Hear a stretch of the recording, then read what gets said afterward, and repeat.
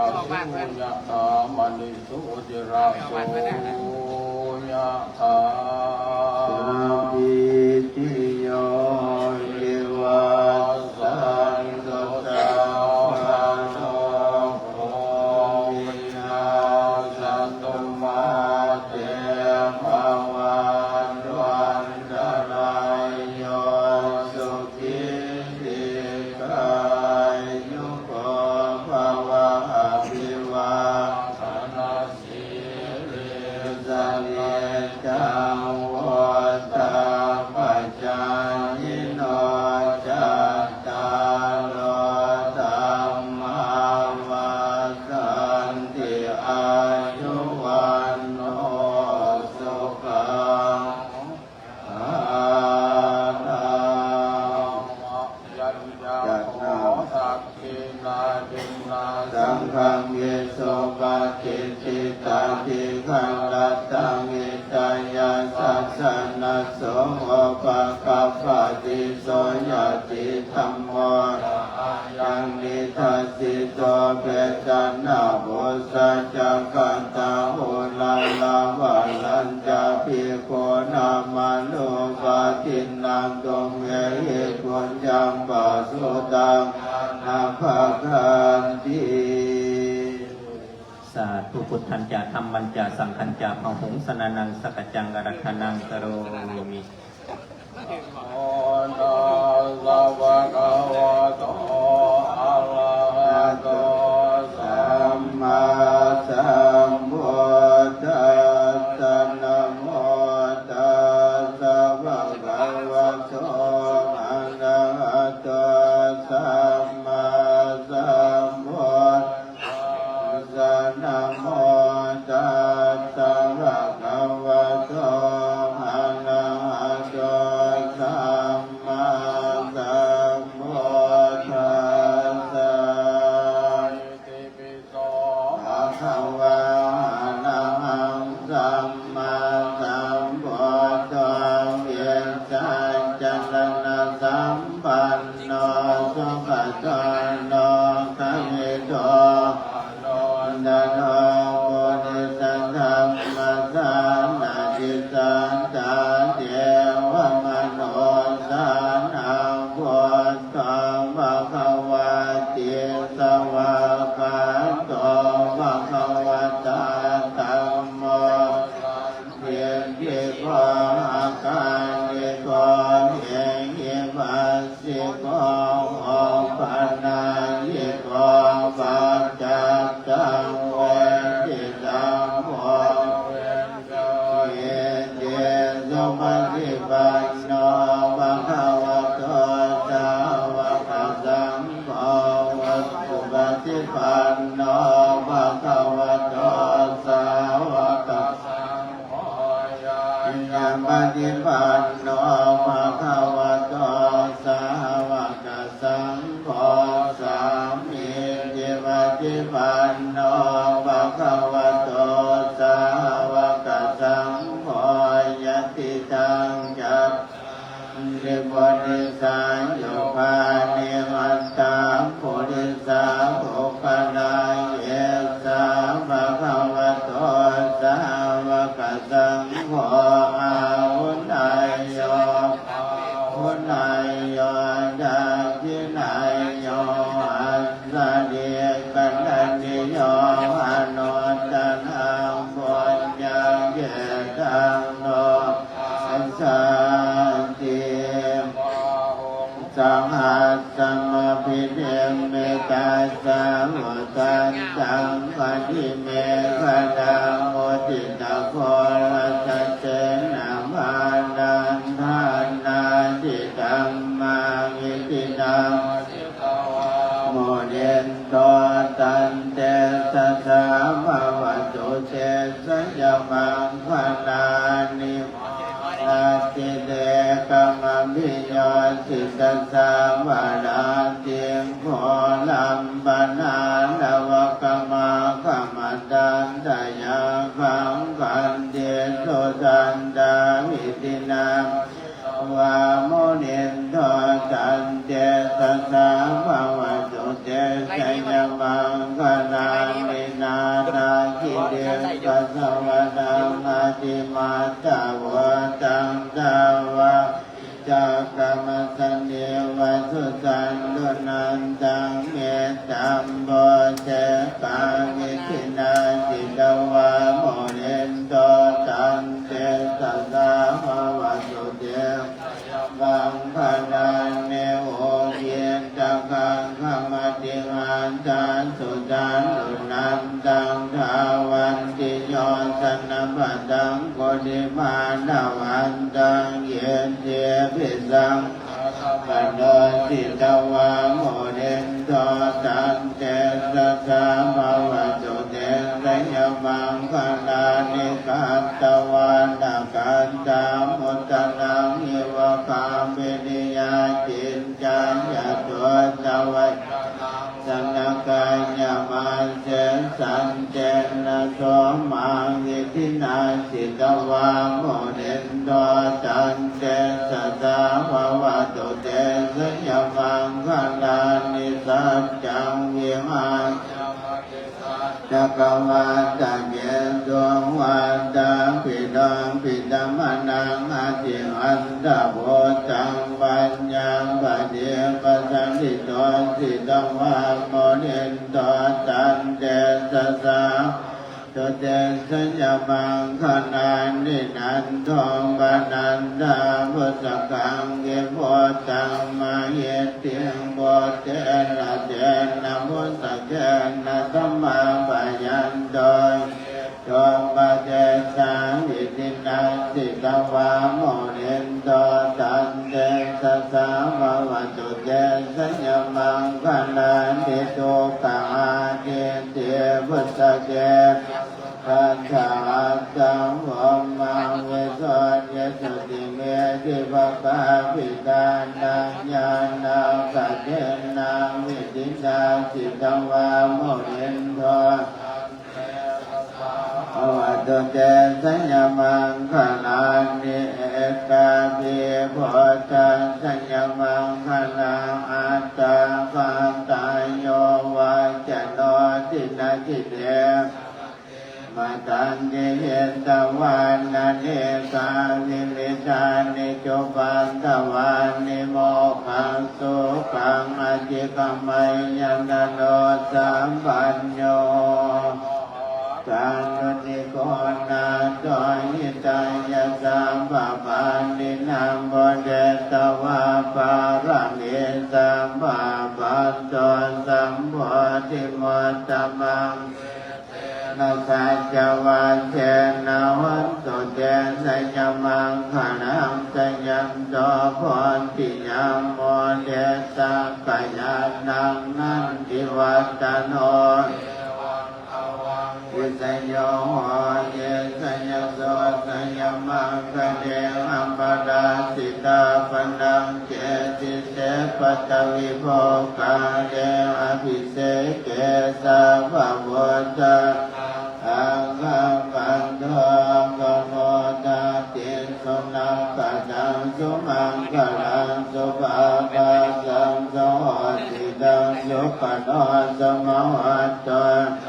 นิจังพรหมจาเตสวัจาคินังกายกรรมังวาจากรรมังวัจาคินังวัจาคินัง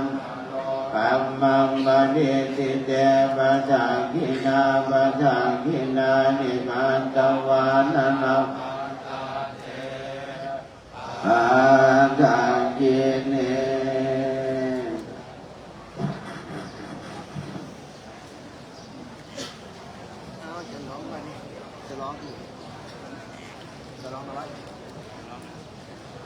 กล้องทำลายที่ใส่ได้ดีเนาะเย็นบุ๋มเครื่องนี่ว่าเป็นระบบเห็นงามเด้อใส่ได้งามเด้อเห็นอาจารย์ที่สุดก็ลองโอ้แสดงว่าใส่ได้ดีไม่ได้หรอก สาธุสาธุสาธุอนุโมทามิขออนุโมทนาขอมุขกับใจท่านประธานนายกรัฐมนตรีแห่งสปปลาวประธานศูนย์กลางในราชสังสารประธานรัฐมนตรี หัวหน้าหอมการสำนักงานนายกรัฐมนตรีพร้อมด้วยการนำภาครัฐครอบครัวการนำภาครัฐทุกท่านที่ได้ให้เกียรติเข้าร่วมในงานพิธีอันเป็นมหามงคลในถวายกองพระสงฆ์เทระพิเศษถวายสุวรรณปัตรและถวายมหาบิณฑบาตสังฆทานเป็นศรัทธาสามัคคีรวมกับทางประชาชนลาวมณฑาที่เข้าร่วมในงานพิธีวันใดที่ประเสริฐสิ่งใดจะนำเลิศขอจงมาเกิดมีแก่ปณธานพร้อมด้วยครอบครัวและออกสัญญาณโยมทุกทางให้มีแต่ความสุขความเจริญสุขกายสบายใจตลอดปีและตลอดไปแด่กองขาเทินก่อนเจริญพรพิธีต่อไปจะเป็นพิธีในการวดสงฆ์เทระพิเศษพระอาจารย์ใหญ่ประธานสุดกรรมอุปสรขอนิมนต์คณะพิธีการได้จัดเตรียมสถานที่จัดเตรียมเครื่องบริการอุปกรณ์ต่างๆในการวดสงฆ์เทระพิเศษหน้าวดสงฆ์เนาะแล้วก็เทียนแห่วดสงฆ์เขาจะเห็นในพิธีเรียบง่ายสั้นๆเนาะได้อย่างสั้นๆเพราะฉะนั้นแห่ลงไปวดสงฆ์ในการแห่ขึ้นมาถวายปากน้ำแล้วก็บายสีแล้วก็ถวายมุทิตาสักการะของญาติธรรมทั้งหลายเนาะเดี๋ยวจังคอยคารวะพรญาตินามอีกหนึ่งกันหน่อย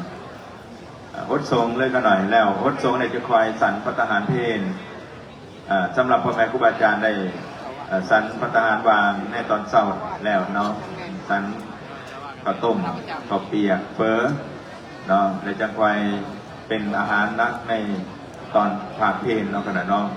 ขาดมาขึ้นที่แล้วในเวลา10 โมงเนาะบ่เกิน10 โมง9 โมงแล้วแหละกันหน่อยของเข้าเฮ็ดเปียก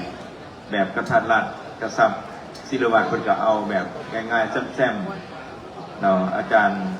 สิจันทร์สอแพงกำหักอันนี้มันเบิ้ง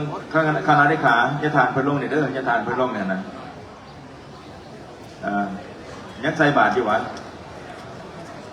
โอ้ยังใส่บาตรอยู่เอามาเป็นยังแล้วพิธีการให้ครับทั้งการนำบังรัดเท่าแล้วสบายใจนะ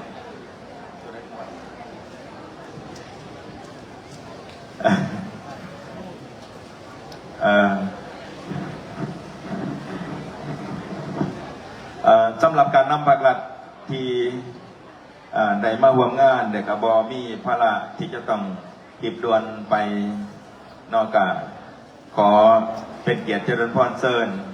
ความโยนำให้แล้วตลอดงานพิธีเพราะว่างานพิธีวัดสงฆ์ตามหิตข้องประเพณีของเขายังมีพิธีอีกพิธีหนึ่งคือไปวัดสงฆ์อยู่ที่วงวัดสงฆ์ถวายวงวัดสงฆ์ถวายวัดสงฆ์แล้วจะได้ขึ้นมาถวายดีกาปักน้ำเนาะแล้วก็บายสีอันในฮีดข้องเฮาเฮ็ดให้ออกด้วยยุ่มได้เห็นฮีดข้องประเพณีวัฒนธรรมอันดีงามเนาะสืบทอดกันมาบ่เป็นมาในยุคสมัยปัจจุบันตั้งแต่โบราณกาลเนาะตั้งแต่บูรพาจารย์บูรพกษัตริย์วีรกษัตริย์วีรชนเนาะจนมาถึงปัจจุบันของพวกเฮาแม่นสืบทอดกันมาคัดย้อนขึ้นไปในยุคพุทธกาลก็ตั้งแต่สมัยพุทธกาลอรหันตกาลและปัจจุบันกาลแม่นพวกเขายังเหนียวแน่นในจิตความประเพณีวัฒนธรรมอันดีงามของความเป็นศาสตร์ลาวและความเป็นศาสนิกชนเนาะความเป็นพุทธศาสนิกชนเนาะโดยมีการรับปักหลักโดยมีบูรพาจารย์บิดาจารย์ประธานสงฆ์ทุกอาองค์ในน้ำพาจะตั้งพิธีแนะนำที่นำพาลูกหลานได้สืบทอดมาจนถึงปัจจุบันเนาะอันนี้ก็เฮ็ดให้เห็นหีดข้องวัฒนธรรมอันนี้งามไปหน้าให้เลี้ยวหลังมีเพิ่นในวันนั้นจริงมีของเขาในวันนี้ครูบาสมบูรณ์รักษาดีเรื่องเงินหันเด้อโจมไปโจมมาอาจารย์พงศวรรค์โจมหล่ออยู่เอาใส่ตู้ไว้เนี่ยอายเพิ่นเอาเกี่ยมเนาะทั้งเพิ่นตักบาตรโอ้ออกต้นญาติโยมปากหนาร้ายตาเป็นงานมหากุศลจริงๆเนาะพ่อแม่ครูบาอาจารย์มหาเถรากะทุกแขงเลยเนาะโดยเฉพาะแม่นกรรมการสุดกลางอปสที่ กระจายอยู่แต่ละแขวงเนาะเหมือนกับการนำปักหลักของพวกเราคือกันเนาะมีขันศูนย์กลางแต่ก็มีขันท้องถิ่นเนาะดูแลพระสงฆ์องค์สมณเณรพ่อขาวแม่ขาวศาสนิกชนลาวอยู่ในขอบเขตทั่วประเทศเนาะมีพระอาจารย์ตั้งแต่แขวงผงซาลีแขวงหัวพันแขวงเสียงขวางแขวงหลวงน้ำท่าแขวงบ่อแก้วแขวงอุดมไส้แขวงหลวงพระบางแขวงสยามบุรีแขวงไส้สมบูรณ์แขวงเวียงจันทร์แขวงบริคำไส้แขวงขมวนแขวงสวรรณเขตแขวงจำปาสักแขวงสารวันแขวงเสกองและแขวงอัตตปือและ1 นครหลวงเวียงจันทร์แม่นมาเบิดเลยเนาะกรรมการศูนย์กลางปสเฮาทั้งในศูนย์กลางและท้องถิ่นมีจำนวนอยู่90 องค์แน่นั้นแพ็กทันเขามาเป็นคณะบริหารงานประจำการศูนย์กลางปสจำนวน26 องค์คัดสรรจาก26มาเป็นจำนวนมีเป็นประธานสงฆ์ศูนย์กลางปสห้องประธานและกับหัวหน้ากรรมธิการลงไปเด้อเปิดแห่ลงไปเด้อเนี่ยจากสำนักงานประธานสงฆ์สันสองลงไปสู่ห้องพจน์สงฆ์มหาเทราภิเษกเนาะเพิ่นมีเป่าสังเป่าแต่ก็เอิ้นว่าเป่าแต่สังเนาะสังเนี่ยเป็นเสียงสวรรค์เสียงจากสวรรค์จันฟ้าเทพไทยเทว่าอนุโมทนาสาธุการในการทำตำแหน่งหน้าที่พระราชบทบาทเนาะอันนี้เป็นผิดข้องของพวกเราอีกอันนึงพวกเรายังเห็นยอมเบาได้หนึ่งออกตนญาติโยมบางประเทศเพิ่นนี่สายมหายานเนาะสายทิเบตเพิ่นแห้งจักเสพจักอีหยังสารพัดสิ่งสังดังคึมคืนลื่นล่มบรรล่มใจนะลื่นล่มบรรท่มใจนะออกตนญาติโยมผู้เป้านี่คือสิเมื่อยแห้งนะก็ดัง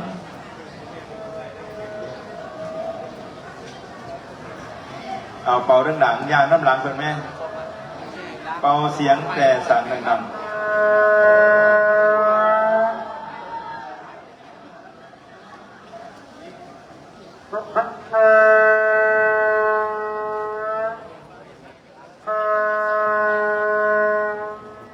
จะเสียงพูดนี่มันคือ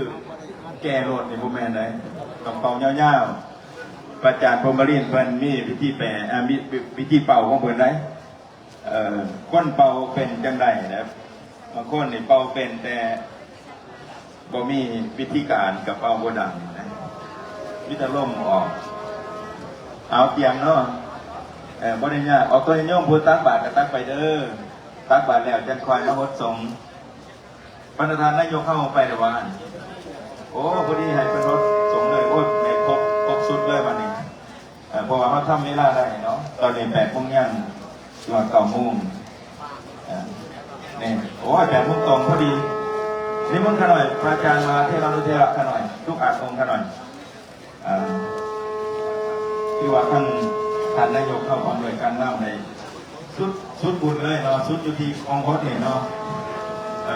ท่านมาดามวัฒนาเนี่ยป่าใหญ่ท่านประธานพี่เจ้าแขกรับทูตประธานท่านคำวิทวันการนำมาขาเท่าประจำที่ประจำพมรินในทั้งการนำมาขาเท่าในรถสองท่านเมืองหนองก่อนเนาะในการนำมาขาเท่าชมกันเด้อออกตัวใหญ่ยุ่งของนักเก็บใส่บาตรเนาะแต่เพราะใส่บาตรไปมาฮดสงคณะสงฆ์เข้าฮดอยู่ภายในหลังจากประธานนายกประทดแล้วให้ประธานใหญ่มหาวิทยาลัยประธานใหญ่มหาวิทยาลัยเมืองโคกประธานใหญ่คุณสุพัฒนวงศ์ตามลำดับเลยเนาะกันเนาะไม่ต้องทำอะไร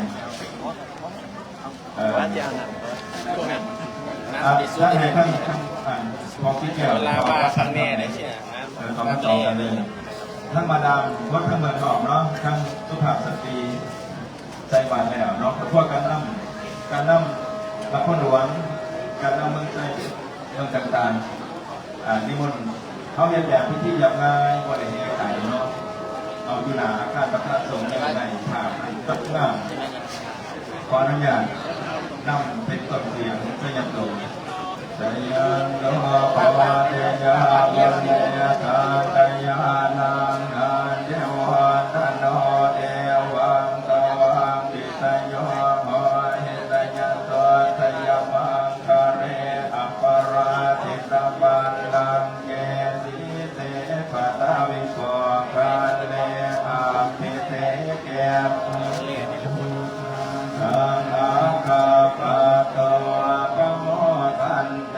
สนักกตังสุมังการังสุปาภาตังสโหติตังสุขันโนสมโหตุจันเยธามรามจารีสุปทาคินังกายกรรมังวาจาตาคินังปัจจาคินังมโนกรรมังวาเนติเตปัฏฐาข้าพเจ้าจิตตานิกาตวานาเทปัฏฐาคินเนสัญญันโดพเทยามเลสังญาลังนันเทวะโตเอวังตวังวิสยโหหิตยะสนสยมังคาเรอัปปราเกสีเสปัตวิโกคาเลอัมพิเสนังอาคาปะโตปะโมทันเตสนาคตังสุมังคารังสุปาปาตังสมโหติตังสุขโนสุโมโหจะสเยธามธรรมจารีสุปทาเกนังกายกรรมังวาจากรรมังปัจจาทินังปัจจาทินังมโนกรรมังปะเนทิเตปัฏฐาทินาปัฏฐาทินาเนกาตวานารพันตาเทปัฏฐาทินเนสัญญันโตโพธิยามเลสักกายานังนันเทวัตโนเอวังสวังวิสโยโหวิสโยโสสยมังคาเรอัปปราสิตบัลลังเกสีเสปะตาวิโกคาเลอัปเมเตเกสัมภะโพธานังอาคาปะโตปะโมทันเตสนาคตังสุมังคารังสุปาภาตังสโหติตังสุขันโนสมโหตุจัสเยธามรัมมจารีสุปทาคินังกายกรรมังวาจากรรมังปัฏฐาคินังปัฏฐาคินังมโนกรรมังปะเนทิเตปัฏฐาคินังปัฏฐาคินานิกาโนวาราพันตาเทปัฏฐาคินเนขอให้เจริญพรธัญปานนริศรีสุริเดียวคณะสงฆ์วัดสงฆ์แล้วเป็นนางวัดเก่าได้เท่าไหร่เด้อขอเจริญพรเพื่อนธัญปานนริศรีสุริพร้อมด้วยภรรยาของพวกกันรับทุกทานพระอาจารย์พุทธวีพระอาจารย์พมรินยักวางให้เป็นเขาทั้งในในบ่อหันทั้งหลังนอกจะมีตัวหลายรอบก่อนในวันจะป่าเป็นเขามาก่อนเลยเนาะเช่นถ้าทำได้อะไรถ้าทำได้ย่านเด็กผมจะว่าใครข้างหลังจะประกาศเอากระดาษเอาผู้อาจารย์เข้าวัดตรงแนวนั่งห่วงเราได้สบายหน่อยยืนต้มก็บนหมอลำได้สบายเนี่ยกันหน่อยยางนะที่ยากหายก็ตัวคนเสริมสบายอะไรบริของเก่าไม่มันโบราณมันสัญญาณมันไก่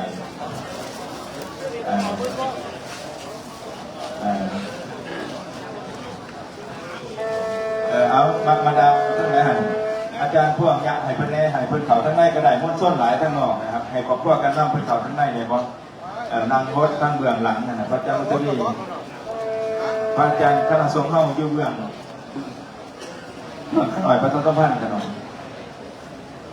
บอกได้วันนี้โอ้ยคือมันใจดีมีสายตันตะท่าคณะญาติโยมจากสวรรค์เขตโมทนางานกองพุทธสงฆ์มหาเทรพิเศษประธานสุกามุปสร มีปัจจัยจำนวน3,500,000 บาทเรามีไม่ออกมาดีพันเราวงศาโมทนาอีก1 บาทอันนี้เข้าไว้มุตาสักการะที่ทางในประธานแล้วก็มีทั้งพระอาจารย์จากคณะสงฆ์ลาวจากต่างประเทศเนาะยะทานคำแดงโซเจธรรมโมคณะสงฆ์ลาวในสาพันธ์มรุกนอคณะสงฆ์ในสาพันธ์มรุกห้องประธานสงฆ์ลาวในสาพันธ์มรุกนอได้เมตตาของรวมในงานพิธีในครั้งนี้ด้วยเนาะเป็นมาตั้งแต่วันที่2นอของวงที่แห่พระไตรปิฎกจนมันถึงวันสุดท้ายเอาพีเดอร์มาพีเดอร์มดส่วนมาเบื้องอัตมาพีเดอร์อัตมายืนยกกันไหนทียางหาสัญญาณแม่แสงทองมาเบื้องนี้ก็ได้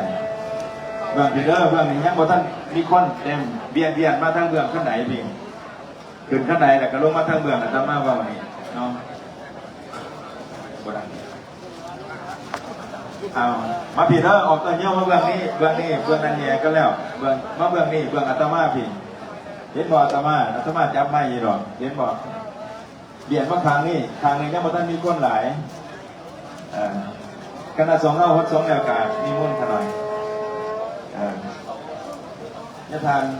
วัดสงฆ์ไปเรื่อยๆเนาะพันวัดใส่ลำก่อนเด้อขั้นผู้หนุ่มยังใส่ลำก่อนผู้หนุ่มวัดสงฆ์ใส่ลำก่อน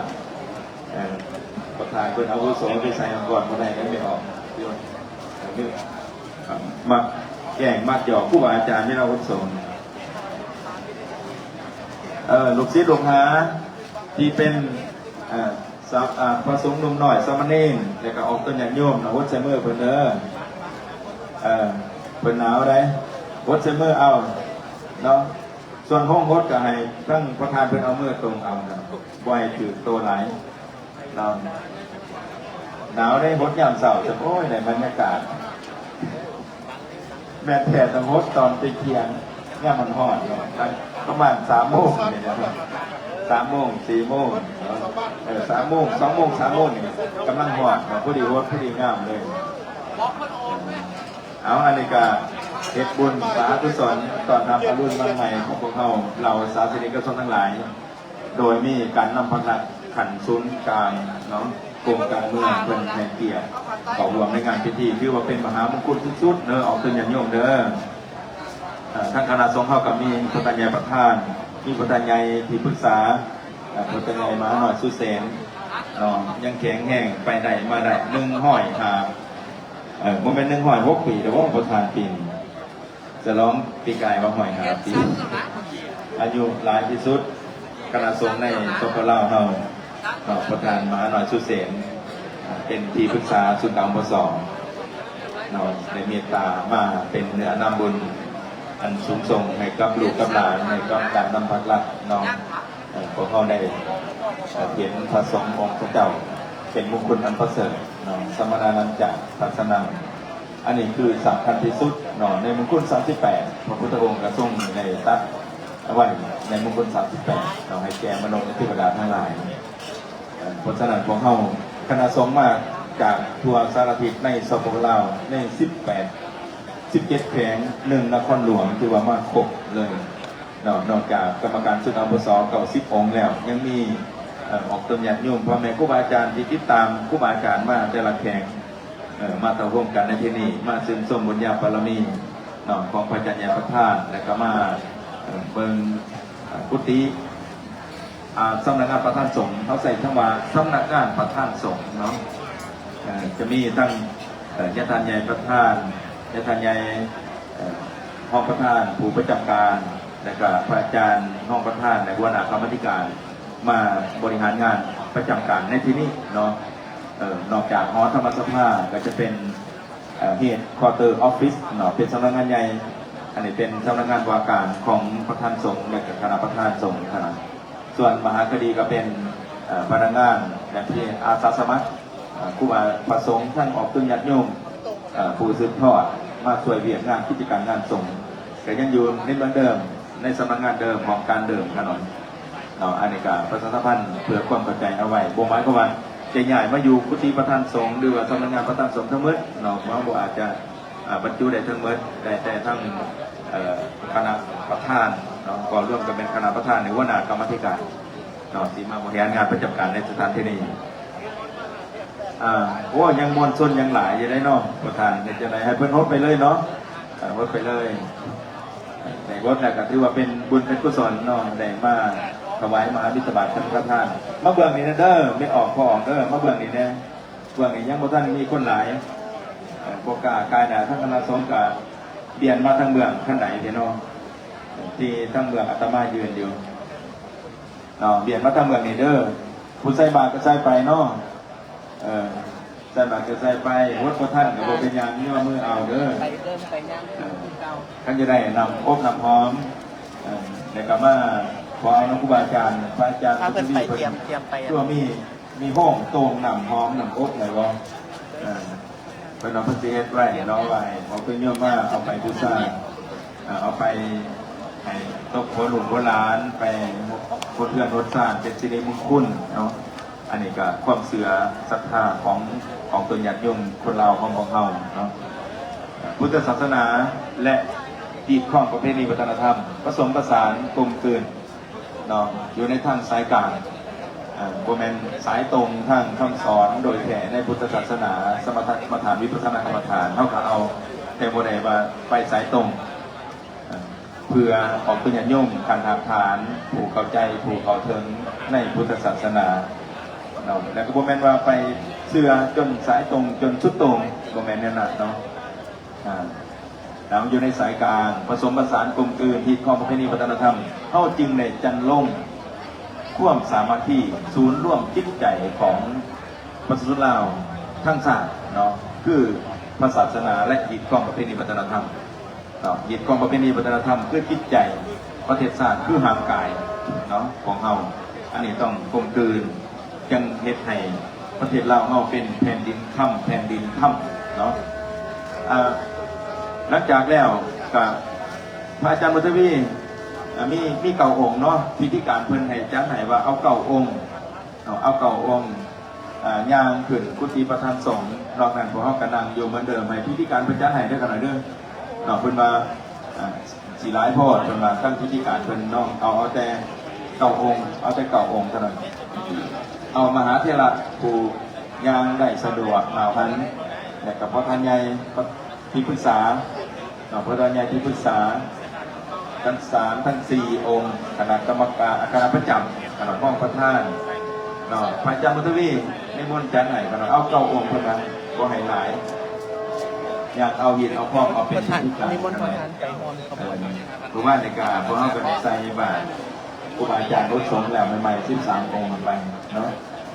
หลายภาคส่วนกับล่อถาใส่บาตรอยู่เตรียมเงินมากพักแน่เดี๋ยวนี้ไปหาพันไป10,000บริบินครับ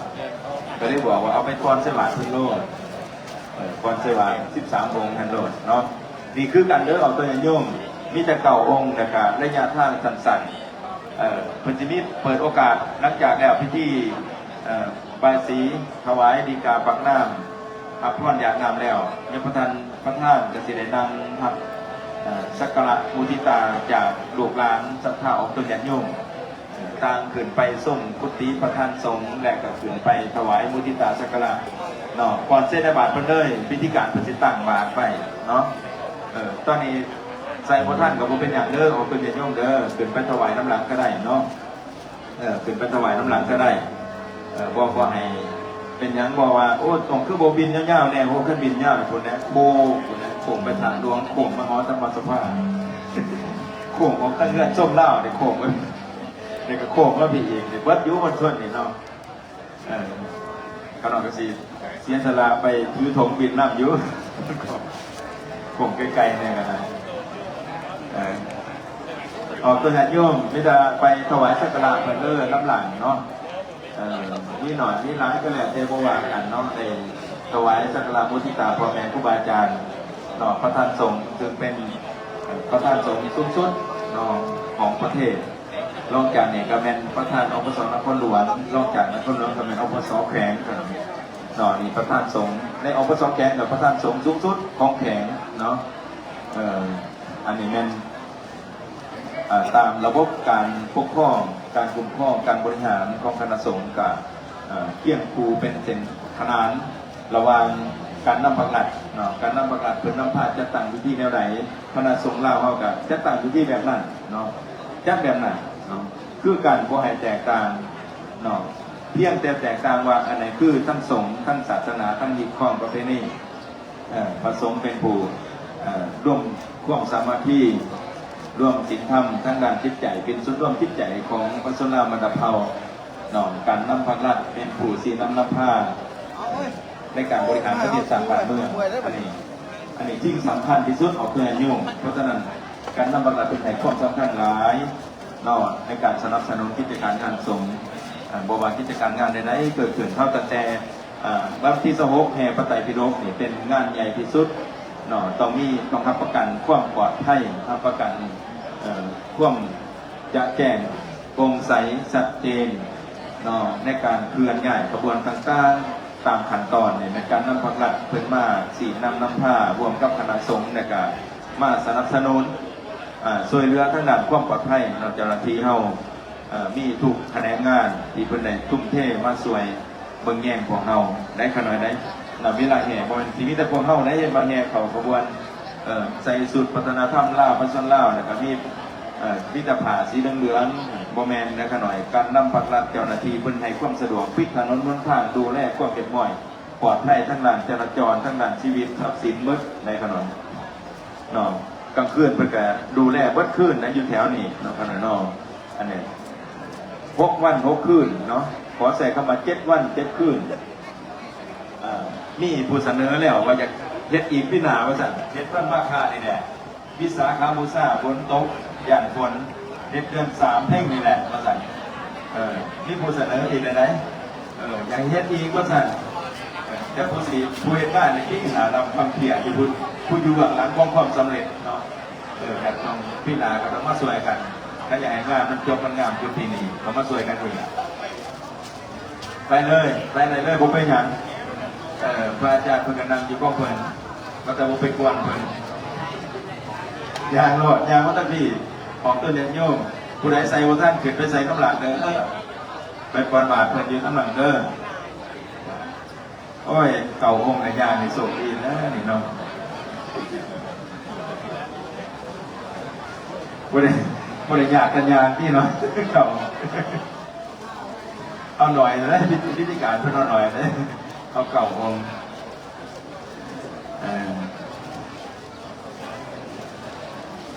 เอาคอยขึ้นไปใส่น้ำหลังเด้ออันนี้เพิ่นเอาหินเอาข้องพ่อได้ยินเลยข้องเนาะเป็นพิธีการดังคักอันนี้นะเอากินใส่น้ำมันพอยิ่งเพิ่มขึ้นมา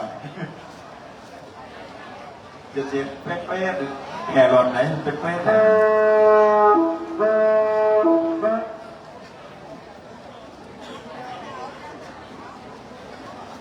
เอาผู้ใดยังใส่บาตรก็ใส่ไปเด้อผู้เป็นยังเนาะคอยไปถวายน้ำล้างครูบาอาจารย์เอานี่คือขีดของประเพณีวัฒนธรรมและพระศาสนาเป็นความยกย่องละเอียดพระณีตเต็มไปด้วยความซึ้งสมยินดีเบิกบานเฉลิมฉลองใส่วันสถาปนา10 ปีสปป.ลาวและก็วันสร้างตั้งพรรคประชาชนปฏิบัติลาว70 ปีและก็วันเกิดพระพานไกรสอนผู้บริหารผู้บรรพบุรุษผู้แข็งแกร่งผู้นักฆ่าสีน้ำน้ำพายในการสานสร้างประเทศชาติครบรอบ105 ปีวันเกิดพระท่านไกรสอนผู้บริหารปีนี้ถือว่า3 วันประวัติศาสตร์เรียนบรรจบกองออกมา50 ปี70 ปี105 ปีคือว่า3 วันประวัติศาสตร์ทางคณะสงฆ์เท่ากันประกอบส่วนด้วยการเฉลิมฉลองในการสูตรพระไตรปิฎกสาธยายพระไตรปิฎกอยู่กรมเรียนประกาศหลวงเพื่อเป็นสิริมงคลแก่ประเทศชาติจำนวน3 มื้อเต็ม เนาะในมือนี้ก็มารวบยอดมหากุศลสนองสำนักงานประธานสงฆ์จุฬาภรณ์และพุทธสงฆ์มาที่รับพิเศษถวายนำมาก่อนนำมายศไทยแก่ยศไงประธานเนาะอันนี้เป็นเอาตามอีกเก่าข้องเดิมในโมหนาการเนาะตั้งแต่พญาวิสัยญาปกครองเมืองสารนครในถวายรถสงฆ์เทราพิเศษให้แก่พระอุชุสามาเทระซึ่งเป็นศิษย์สานุศิษย์อยู่ในของพระพุทธเจ้าที่ปังกะโรพุทโธเนาะอันนี้พวกเขาก็ได้สืบทอดกันมาจนถึงปัจจุบันคือดังที่ขน้อยอาตมาเข้าไปเนาะในยุคพุทธกาลอรหันตกาลและปัจจุบันกาลเขาก็บริลาเห็นมองบริลากว้างเศร้าเราสนับสนุนกิจการงานทรงเพื่อรักษาอีกข้องเพลงอันดีงามของสารเราของเราสืบต่อไปเนาะเอาไปเป็นไปทั้งหลายเลย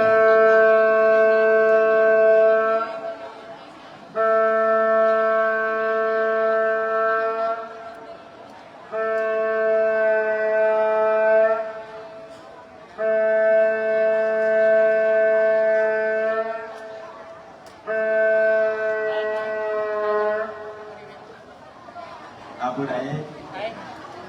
ยังใส่บาตรอยู่เนาะมาถวายใส่บาตรสวรรค์ใส่บาตรยาทานบ่ท่านก็คอยขึ้นไปถวายน้ำหนักเด้อครับสถาตึงโยมบ้านเมืองเลยครับสถาตึงโยมบ้านเมือง